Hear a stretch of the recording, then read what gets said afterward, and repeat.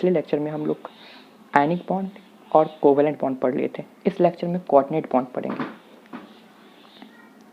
Ionic bond में total transfer of electron था एक कंपाउंड से दूसरे कंपाउंड में ए से बी में टोटल इलेक्ट्रॉन ट्रांसफर था, और कोवेलेंट बॉन्ड में शेयरिंग ऑफ इलेक्ट्रॉन था।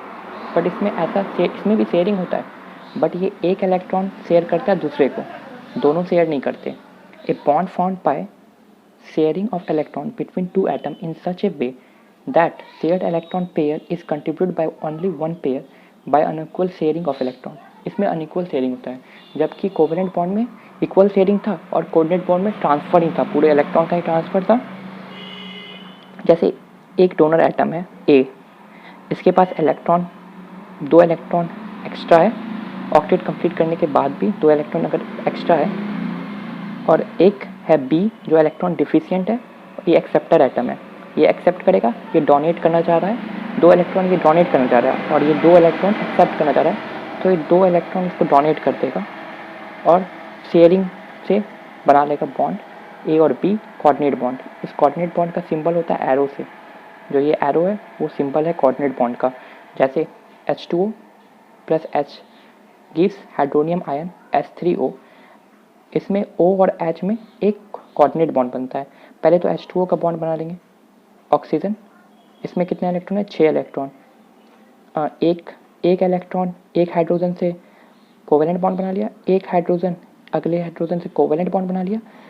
अब टोटल इसके पास कितने बचे? ऑक्सीजन के पास कितने इलेक्ट्रॉन हुए? 1 2 3 4 5 6 7 8, ये अपना ऑक्टेट कंप्लीट कर लिया। एक H प्लस आयन है, ये जो H प्लस आयन है ये इलेक्ट्रॉन डेफिशिएंट है, तो इसके पास कोई इलेक्ट्रॉन नहीं है शेयर करने के लिए, तो ये इसके पास है, पर ये 2 इलेक्ट्रॉन ये डोनेट कर देगा, 2 इलेक्ट्रॉन डोनेट कर देगा और हाइड्रोनियम आयन बना लेगा, तो ये एक कोऑर्डिनेट बॉन्ड बना लेगा। इसमें बीच में इलेक्ट्रॉन जाएंगे ऐसे, ये कोऑर्डिनेट बॉन्ड बना लेगा, इसका सिंबल ये है। कंडीशन क्या है कोऑर्डिनेट बॉन्ड बनाने के लिए? डोनर एटम, जो डोनर एटम है ए जैसे डोनर एटम है, यहाँ ऑक्सीजन डोनर एटम है और हाइड्रोजन एक्सेप्टर एटम है, तो डोनर एटम हैड एटलीस्ट, इसके पास कम से कम एक लोन पेयर डोनेट करने के लिए रहना चाहिए, और एक्सेप्टर एटम जो होता है इलेक्ट्रॉन डेफिशिएंट होना चाहिए, गरीब होना चाहिए, ये इलेक्ट्रॉन डेफिशिएंट होना चाहिए और गरीब होना चाहिए, जो इलेक्ट्रॉन पेयर को एक्सेप्ट कर सके। और to complete octet, acceptor atom should be electron deficient, it should required electron pair for the completion of octet. और coordinate bond is like a covalent bond in which electron pair is shared by both atom। ये भी coordinate bond भी covalent bond की तरह ही, electron pair is shared by both atom, और इसमें बस एक ही only one pair of unequal sharing होता है। उसमें दोनों एटम के बीच में शेयर होता था, बट इसमें अनइक्वल शेयरिंग होता है, बस यही अंतर है। बट ये भी कोवेलेंट बॉन्ड की तरह ही है। इसमें सबसे इंपॉर्टेंट बात, डोनर एटम के पास एक लोन पेयर होना चाहिए, जैसे ऑक्सीजन के पास यहाँ पे है डोनेट करने के लिए। ये बॉन्ड है कोऑर्डिनेट बॉन्ड, ये है कोवेलेंट बॉन्ड, ये 2 कोवेलेंट बॉन्ड है, एक कोऑर्डिनेट बॉन्ड है। H3O प्लस में 2 कोवेलेंट बॉन्ड है, ये O और H कोवेलेंट बॉन्ड बना रहा है, ये भी कोवेलेंट बॉन्ड बना रहा है, बट ये जो है कोऑर्डिनेट बॉन्ड बना रहा है, क्योंकि इसके पास कोई इलेक्ट्रॉन नहीं है शेयर करने के लिए, तो इसको डोनेट करके एक ये कोऑर्डिनेट बॉन्ड बना रहा है। और acceptor atom should have at least, acceptor atoms के पास इलेक्ट्रॉन डिफिशिएंट होना चाहिए टू ये एक्सेप्ट करने के लिए इलेक्ट्रॉन को, और ये कोऑर्डिनेट बॉन्ड की तरह ही होता है, सॉरी कोवेलेंट बॉन्ड की तरह ही होता है। अब फॉर्मेशन ऑफ NH4 आयन देख लेते हैं। NH3 plus H plus ion, ये NH3 जो डोनेट करेगा उसको बेस बोलते हैं, जो डोनेट करता है वो बेस होता है, और जो एक्सेप्ट करता है वो एसिड होता है, H प्लस एसिड होगा, और जो लेविस एसिड होगा जो डोनेट करता है वो उसको बोलते हैं लेविस बेस, और जो एक्सेप्ट करता है उसको बोलते हैं लेविस एसिड। तो ये NH4 बन जाएगा, NH3 प्लस NH। अब इसका डायग्राम देखते हैं। N के पास हमें पता है कितना होता है, 5 इलेक्ट्रॉन होते हैं, तो 1 2 3, पहले इधर मैं एक फ्रेज बना देता हूँ फिर से, 1 2 3 4 5 इलेक्ट्रॉन, ठीक है। और NH3 है, पहले से NH3 एटम है तो NH3 3H से 3 कोवेलेंट बॉन्ड बना के H का एक इलेक्ट्रॉन, ये H का एक इलेक्ट्रॉन है, 3 कोवेलेंट बॉन्ड बना के ये H का एक इलेक्ट्रॉन है, 3 कोवेलेंट बॉन्ड बना लिया है। अब यहाँ पे एक H जो है H+ आयन वो बचा हुआ है, ये इलेक्ट्रॉन डेफिशिएंट है तो ये अपना दोनों इलेक्ट्रॉन इसको डोनेट कर देगा तो NH4 आयन बन जाएगा। ये NH4 आयन बन गया, ये एक कोऑर्डिनेट बॉन्ड और 3 कोवेलेंट बॉन्ड से NH4 आयन बन गया। Formation of coordinate bond is Lewis acid base reaction. Formation of coordinate bond में लोइस एसिड बेस रिएक्शन हुआ तो फॉर्मेशन हो गया, वही बोला गया। लोइस एसिड हमेशा इलेक्ट्रॉन एक्सेप्टर होता है और लोइस बेस इलेक्ट्रॉन डोनर होता है। ये याद रखने का तरीका ए से एसिड, ए से एक्सेप्टर और बी से तो कुछ नहीं है। जब एक याद रखिए दूसरा तो ऑलरेडी याद रहेगा। अगर ए से एसिड, ए से एक्सेप्टर याद है तो बेस हमेशा डोनर ही होगा। अब BF3 आयन कैसे बनता है, sorry BF3 plus F minus ion BF4 कैसे बनेगा। BF4 में कितना, क्वेश्चन आ सकता है BF4 में कितना कोऑर्डिनेट बॉन्ड है या कितना कोवेलेंट बॉन्ड है या इसका स्ट्रक्चर बनाओ, ठीक है। तो जैसे यहाँ B, मैं फिर से एक फ्रेस बना देता हूँ साइड में B, ये वही चीज़ बनेगा, सेम चीज़ ही रहेगा बट ये फ्रेस बना रहा हूँ मैं फिर से। पहले BF3 आयन बना रहा हूँ, इसमें 3 इलेक्ट्रॉन होंगे। पहला ये B जो है, बोरॉन जो है वो इलेक्ट्रॉन डेफिशिएंट है और 3 F आयन, F में तो और इलेक्ट्रॉन होंगे, 7 इलेक्ट्रॉन होंगे, वो मैं दिखा नहीं रहा हूँ, दिखा दिया, एक में दिखा दिया, सारे में नहीं दिखाऊंगा, एक ही दिखा रहा हूँ जिससे मुझे पेयर बनाना है, ठीक है। ये BF3 आयन, ये BF3 आयन है। अब ये F माइनस आयन जो है इसमें 8 आयन होंगे, पहले से 7 F का और 8वां माइनस चार्ज के कारण 8वां इलेक्ट्रॉन माइनस चार्ज के कारण, तो ये तो इसका ऑक्टेट कंप्लीट है। तो ये 2 इलेक्ट्रॉन डिफिशिएंट इसको ब्रोन को ये कर देगा, ट्रांसफ़र कर देगा, तो ऑक्टेट, अब देखिए इसका ऑक्टेट भी कंप्लीट हो जाएगा। अब इसका ऑक्टेट देखने के लिए कैसे चेक करेंगे, देखिए जैसे ये यही डायग्राम बना हुआ है, यही चीज़ देखिए, इसमें ऑक्टेट बोरॉन का देखते हैं, ऑक्टेट 1 2 3 4, जो शेयर हो रहा है तो उसको भी ऑक्टेट इसमें गिनेंगे क्योंकि शेयर हो रहा है, 1 2 3 4, ये 5 6 7 8, ये 8 हो गया, बोरॉन का कंप्लीट हो गया। फ्लोरीन में जो यहाँ नहीं बना हुआ है 7 होते हैं, एक तो यहाँ पे शेयर किया है और बाकी बचे 6, तो 6 यहाँ पे डाल दिए, 1 2 3 4 5 6 7 8 इसमें। वैसे ही फ्लोरीन में 1 2 3 4 5 6 7 8, ये भी कंप्लीट है। अब ये 1 2, ये फ्लोरीन 1 2 3 4 5 6 7 8, इसका भी लेविस ऑक्टेट कंप्लीट है। अब O3 ion, formation of O3 ion, O2 ion plus O2, O3 ion ozone form करता है। अब O2 तो ऐसे बनता है, ये तो पता है, इसके पास 6 इलेक्ट्रॉन होंगे, 1 2 3 4 5 6, मैं फिर से एक बार फ्रेश बना देता हूँ, 1 2 3 4 5 सॉरी 5 6 और एक इधर, 1 2 3 4 5 6, पहले तो O2 मैंने बना दिया, ये दोनों बॉन्ड बनाए।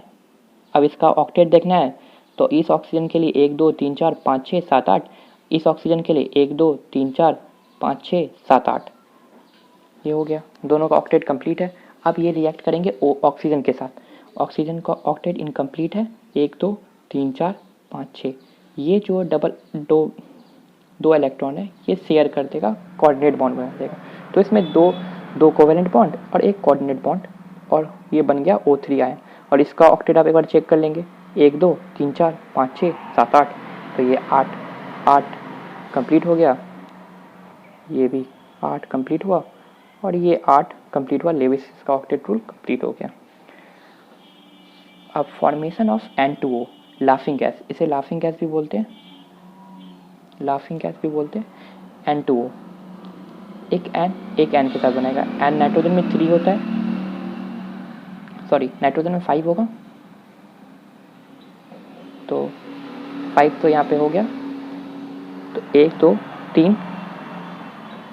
3 के साथ बना लिया और फिर ये 3 बॉन्ड बना लिया, 1 2 3 4 5 6 7 नहीं सॉरी 1 2 3 4 5 6 7 8।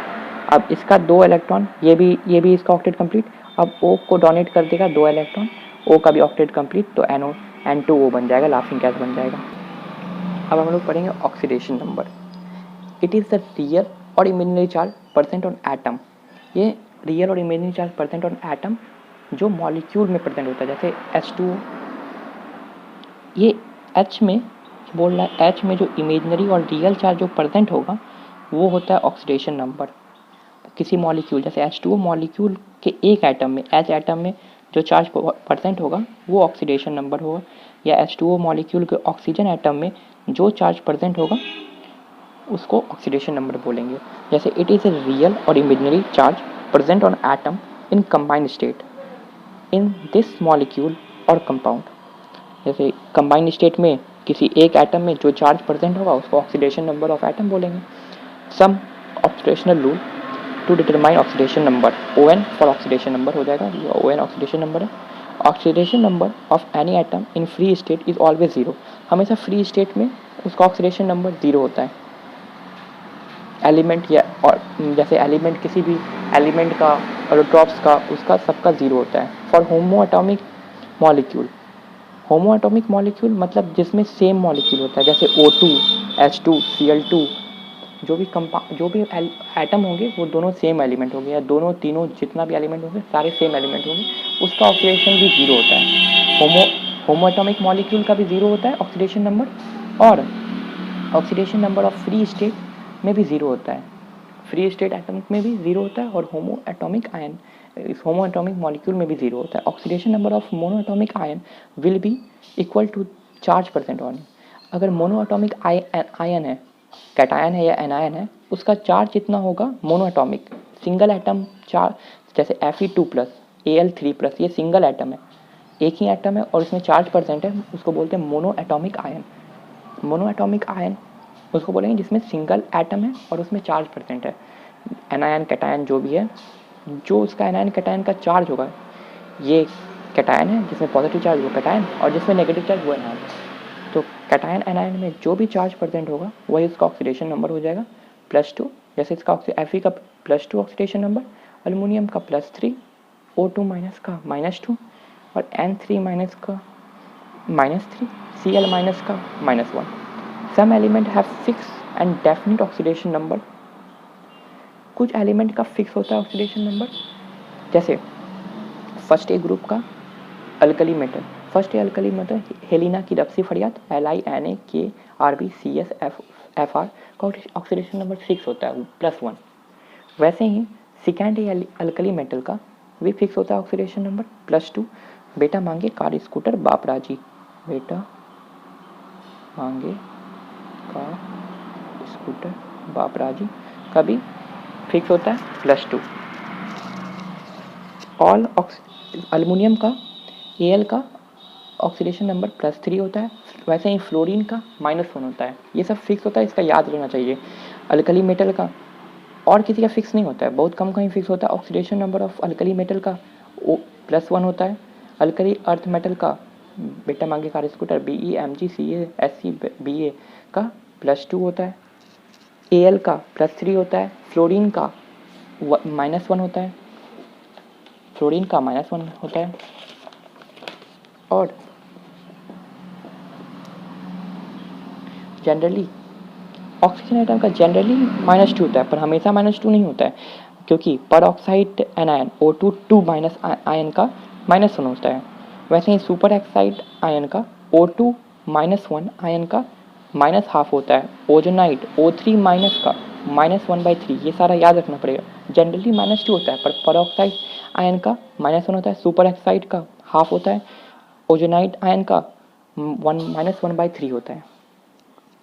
वहीं जैसे ऑक्सीडेशन नंबर ऑफ ऑक्सीजन इधर निकालना होगा, तो इसका फ्लोरीन का तो पता है कितना है, -1, तो -1 दो गो है तो -2, और ऑक्सीजन का x मान लेंगे, और इज इक्वल टू, क्योंकि ये मॉलिक्यूल है तो इसका इज इक्वल टू 0 हो जाएगा। x -2 इज इक्वल टू 0, तो इसका इसमें क्या होगा, फ्लोरीन ऑक्सीजन का +2 आ गया। कभी कभी मतलब +2 होता है, फिक्स नहीं होता है।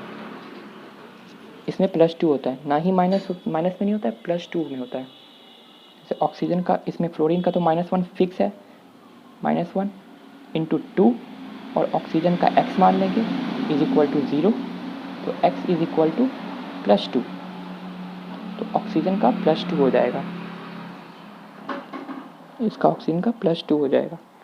Generally H oxidation number, generally hydrogen का जो होता है ऑक्सीडेशन नंबर +1 होता है, पर मेटल हाइड्राइड के साथ इसका ऑक्सीडेशन H का ऑक्सीडेशन -1 हो जाता है। जब मेटल के साथ ये हाइड्राइड बनाता है जैसे NaH, तो इसमें हाइड्रोजन का -1 होता है। MgH2 के साथ जब बनाता है तो H का -1 होता है, PaH2 बनाता है -1 होता है, एक्सेट्रा। ऐसा ही बहुत सारा मेटल, जितना ही मेटल हाइड्राइड होगा उसमें हाइड्रोजन का ऑक्सीडेशन नंबर -1 होगा।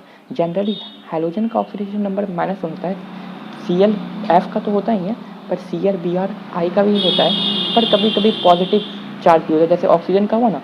ये क्यों ऑक्सीजन का हुआ, F के साथ, सबके साथ नहीं होगा ये प्लस चार्ज, क्योंकि ये ज़्यादा इलेक्ट्रोनेगेटिव है। इसका इलेक्ट्रोनेगेटिव 3 है, तो इसका इलेक्ट्रोनेगेटिव 3.5 है, तो इलेक्ट्रोनेगेटिव इसका ज़्यादा है, तो इसलिए इसका ये +2 हुआ,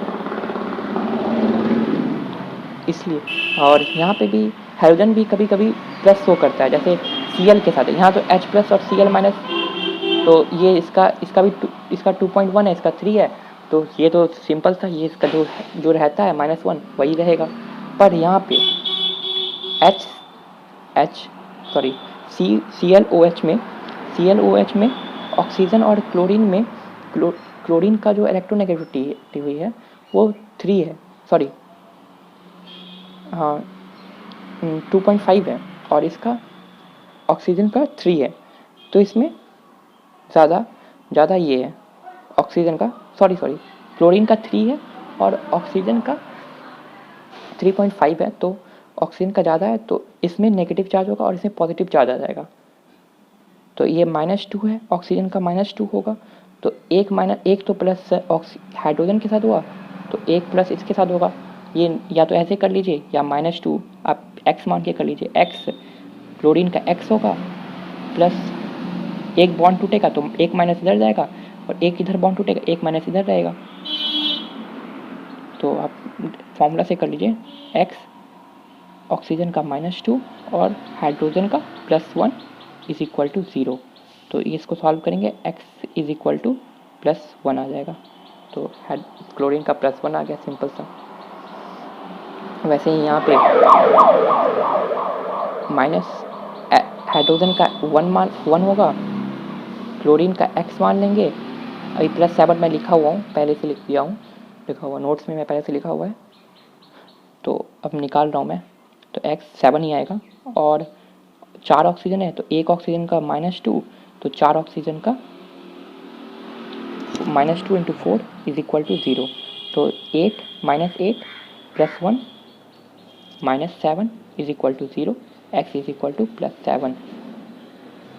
कुछ प्रॉब्लम्स है, मैं इस पेपर में सॉल्व कर दूंगा, आगे नीचे यहाँ पे इधर कुछ प्रॉब्लम्स है जो मैं इस पेपर में सॉल्व कर दूंगा, सारा तो नहीं करूँगा, बस 4 करूँगा, और इस सब का आंसर लिखा हुआ है, तो आप ये लोग सेल्फ कर लीजिएगा।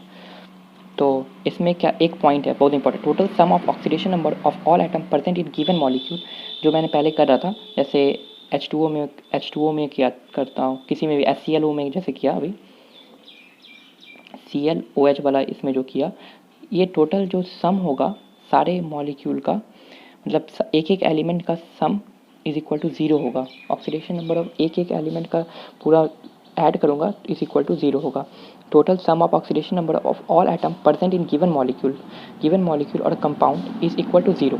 जैसे KMnO4 है, KMnO4 का K का ऑक्सीडेशन नंबर, K का ऑक्सीडेशन नंबर, Mn का oxidation number plus oxidation number of 4 oxygen का oxidation number is equal to पूरा 0 होगा, क्योंकि आइसोलेटेड होता है। जैसे KMnO4 का मैं निकालता हूँ, पहले KMnO4 का निकाल लेता हूँ। तो K का तो हमको पता ही है, अल्कली मेटल है, तो 1 का 1 होता है। Mn का नहीं पता है, तो उसका x मान लेता हूँ।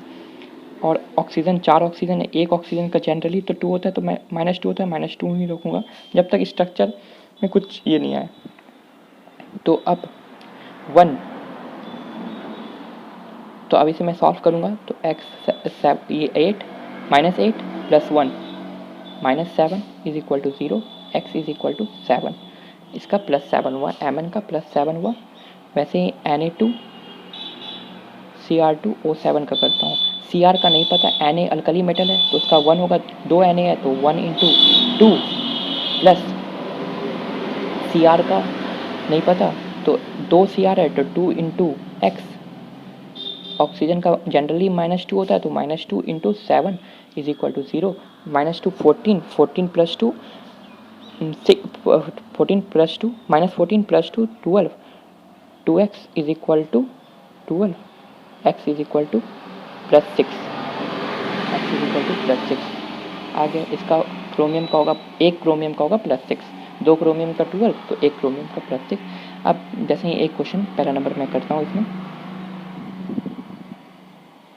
क्वेश्चन है H2C2O4, H2C2O4 का x, मैं C का x मान लेता हूँ। अंडरलाइन एटम का निकालना oxidation number, underline atom C है तो H, 2H का 2, 2C का 2x और ऑक्सीजन का जनरली -2 होता है तो -2 × 4 8 तो 2 6 इज इक्वल टू 0। ये वाला इज इक्वल टू 0 क्यों? ये total sum of the oxidation number और is compound is equal to 0, इसलिए ये 0। तो 2 6, 2x is equal to 6, x is equal to 3। तो इसका आ गया, एक कार्बन एटम का 3 आ गया। दूसरा क्वेश्चन है H2SO4, जिसमें S का निकालना है तो 2 हाइड्रोजन का 2 प्लस 2x, सॉरी x एक ही ऑक्सीजन है प्लस एक ऑक्सीजन का 4 तो -8, 4 ऑक्सीजन इज इक्वल टू 0 तो 2x is equal to -6 is equal to 0, x is equal to 6। अब बाकी सारा आप अपने से कर लीजिएगा, जो प्रॉब्लम होगा मैं बना दूंगा फिर।